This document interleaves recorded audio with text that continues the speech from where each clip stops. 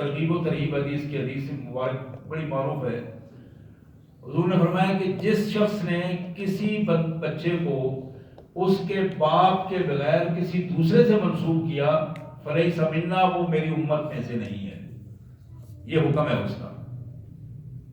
حکم پوچھا گیا نہیں کہ شرعی حکم کیا ہے، حضور نے فرمایا میری امت سے نکل جاتا ہے، میرا اسے ہوتا ہے. دوسرا سوال ہے جی کیا حادثات زمانہ میں ستاروں کا عمل دخل ہو سکتا ہے؟ جیسا کہ اخبارات میں برج وغیرہ کے ہیں. فیصلے کا اختیار صرف اللہ وحدہ لا شریک.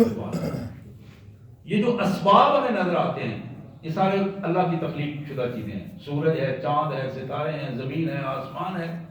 مالک جس سے جو چاہے کام لے، لیکن کوئی انڈیپینڈنٹلی ہم یہ کہیں کہ فلاں کی وجہ سے یہ ہوا، یہ مشرکانہ عمل ہے.